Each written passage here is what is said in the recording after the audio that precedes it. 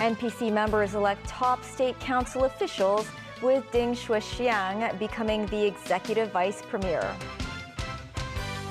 Chief Executive John Lee leaves for Beijing to attend the NPC closing ceremony and meet central government officials. And more protests in France as the Senate approves a pension reform plan.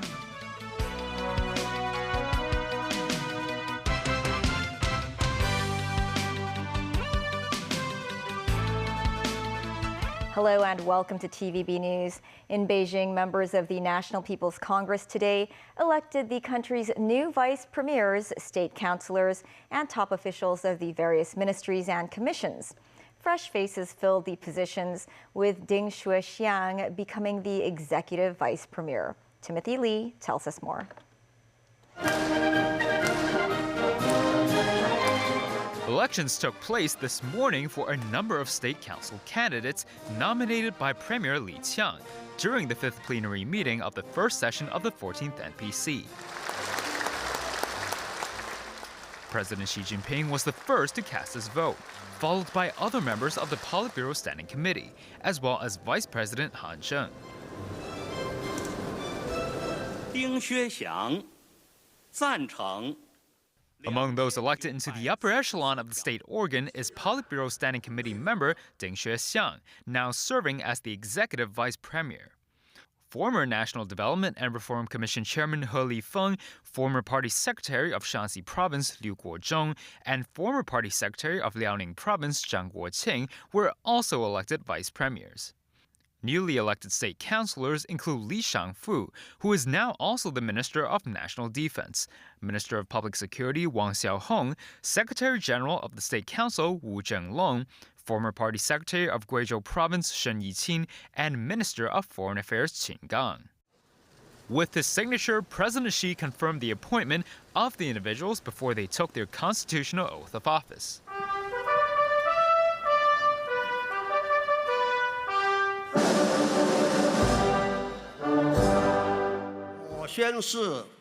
我宣誓 The meeting also resulted in the re-elections of other top officials, such as Yi Gang, who remains as governor of the People's Bank of China, and Ma Xiaowei as head of the National Health Commission. Chen Yixin will stay as Minister of State Security, while Li Xiaopeng, son of former Premier Li Peng, retains his position as Minister of Transport. Meanwhile, Zheng Shanjie replaced He Lifeng as chairman of the National Development and Reform Commission.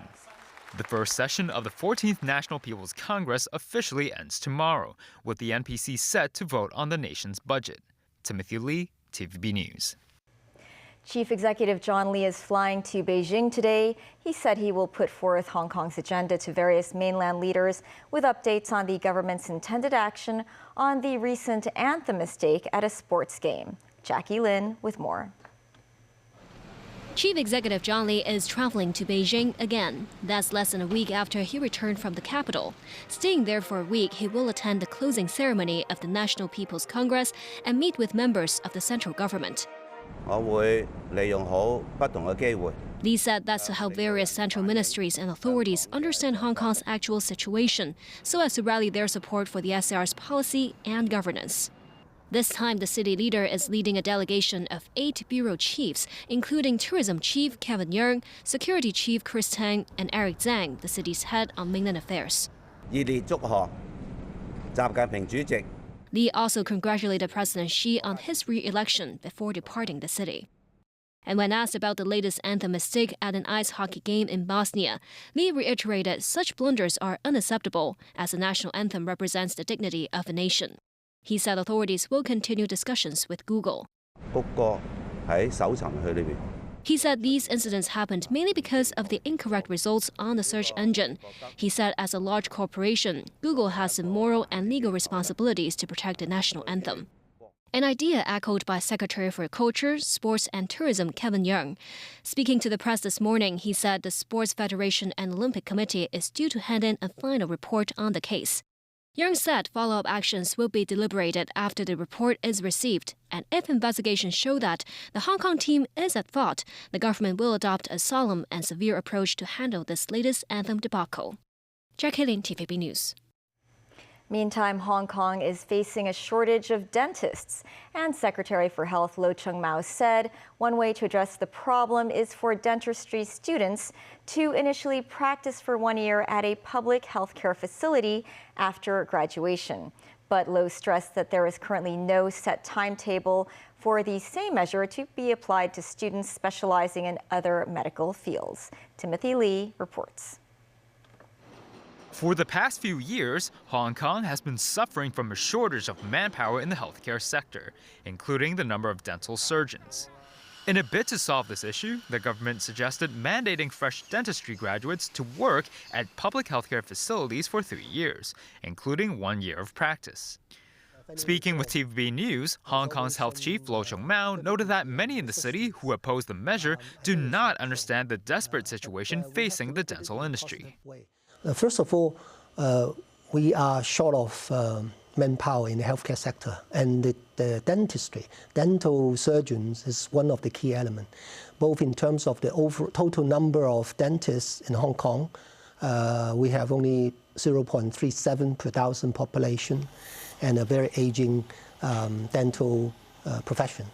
And also we look at the number of, we noticed that among our staff in the dental clinics, about 28.3% of them are going to retire in the next 5 years. So these are very alarming numbers, and that's why we have to resort to measures to try to improve this healthcare situation in dentistry. We are not looking at just one measure.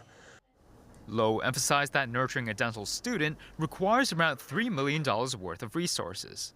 But some in the dental industry believe that the change will only benefit those working government jobs, noting that dental surgeons in the public healthcare system mainly serve as government employees.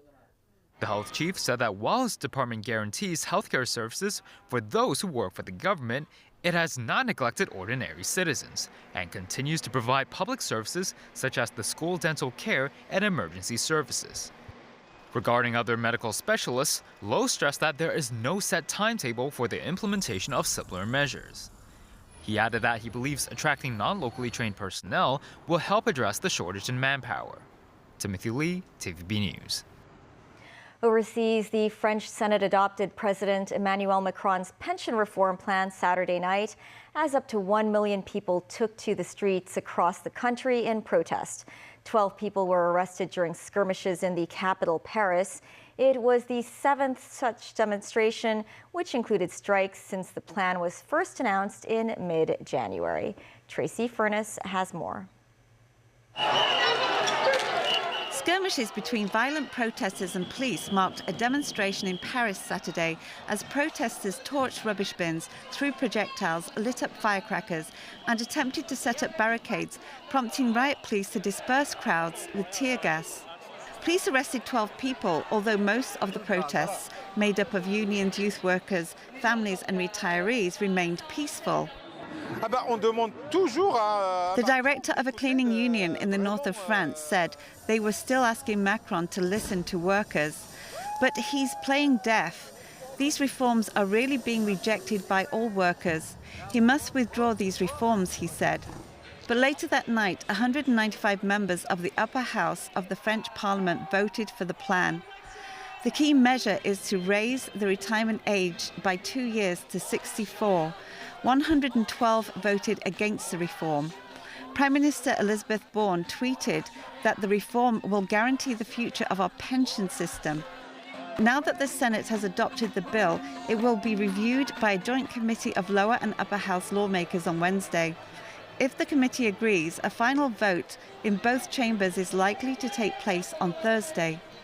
According to the police, nearly 400,000 people marched through various cities across the country Saturday, but the unions put the number at 1 million.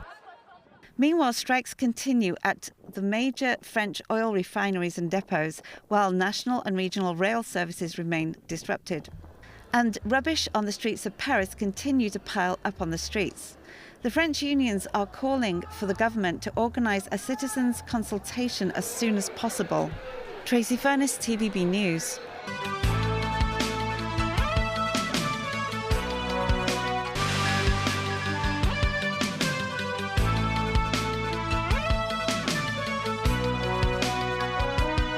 Welcome back. In the UK, public broadcaster the BBC is in crisis. Key presenters of its flagship football program, Match of the Day, refused to work on Saturday in solidarity with suspended host Gary Lineker. Freelance presenter Lineker was deemed to have breached the BBC's neutrality guidelines for staff. He posted a tweet criticizing the British government's new policy on asylum seekers that would see them detained and swiftly deported. Nazvi Karim reports. In his high-profile footballing career spanning 567 matches for England, Barcelona, Tottenham, Leicester and Everton, Gary Lineker never received a yellow card. On Saturday, Britain's popular host of Match of the Day was shown a straight red card by the BBC for a tweet about Prime Minister Rishi Sunak's new asylum law, the language of which Lineker likened to that of Nazi Germany. The fallout continued to snowball, with Lineker's colleagues Alan Shearer, Ian Wright, Alex Scott and commentary teams refusing to turn up for the broadcast of Saturday's English Premier League games. The programme was reduced to a 20-minute highlights package as politicians from the left and right waded into the controversy. The BBC is not acting impartially by caving in to Tory MPs who are complaining about Gary Lineker. They've got this one badly wrong, and now they're very, very exposed, as is the government, because at the heart of this is the government's failure on the asylum system. Wouldn't want to silence anybody's opinions. I know he'll argue that he's not a politics presenter or a news presenter or so on, but he's clearly overstepped the mark here. I mean, what he said was grossly offensive, and he doesn't seem to be showing any contrition for that. Sunak was quoted as saying it was an internal matter for the BBC and Lineker to resolve. The BBC's Director General Tim Davie apologised to football fans, adding that he would not resign over the crisis and that they are trying to get the programme back on air. It's this balance between free speech and impartiality. And I honestly do not believe, despite a lot of the commentary, that this is about left or right. It's about our ability. We're fierce champions of democratic debate, free speech. But with that comes the need to create an impartial organisation. Lineker himself has been reluctant to talk about the issue, but has no regrets over his tweet. Anything about the tweet, Gary? Do you regret sending the tweet at all? No. Do you stand by what you said? Sorry? Do you stand by what you said in your tweet? Of course. Nazvi Karim, TVB News. In the U.S. state of California, some worried customers rushed to withdraw their funds from banks after the collapse of Silicon Valley Bank. On Friday, Silicon Valley Bank, or SVB, became the largest bank to fail since the 2008 financial crisis. This marks a sudden collapse that roiled global markets and left billions of dollars belonging to companies and investors stranded. U.S. President Joe Biden has spoken with California Governor Gavin Newsom about the bank's failure and efforts to address the situation. But the White House did not offer details. Meanwhile, British Chancellor of the Exchequer Jeremy Hunt said today he is working to avoid or minimize damage resulting from the chaos engulfing the UK arm of SVB, or Silicon Valley Bank. A Northern California agricultural community famous for its strawberry crop has been forced to evacuate. This came after the Pajaro River's levee was breached by flooding from a new atmospheric river that pummeled the state. Across the Central Coast's Monterey County, more than 8,500 people were under evacuation orders and warnings on Saturday. They include 1,700 from the community of Pajaro, where many residents are farm workers. More than 50 people there have been rescued. Crews are working to fix the levee. The storm marked the state's 10th atmospheric river of the winter. The sister of an ex-union leader and the brother of an ex-opposition veteran have been released on bail after being arrested yesterday on suspicion of perverting the course of justice. Marilyn Tang is the sister of Elizabeth Tang, the wife of former opposition lawmaker Lee Cheuk-yan. Elizabeth Tang was arrested earlier over suspected collusion with foreign elements under the national security law. Also out on police bail is lawyer Frederick Ho. The 65-year-old is the brother of former lawmaker Albert Ho and was arrested for the same reason as Marilyn Tang. The pair are required to report to police mid-April. A truck nearly plummeted off a hillside on Lung Chung Road in Kowloon this afternoon. The vehicle's driver and passenger reported feeling unwell and were sent to hospital for treatment. The truck could be seen on the verge of falling off the hillside. The 50-year-old driver and 41-year-old passenger were trapped in the vehicle. They were rescued by fire services personnel. That's the news. Thanks for watching. Bye for now.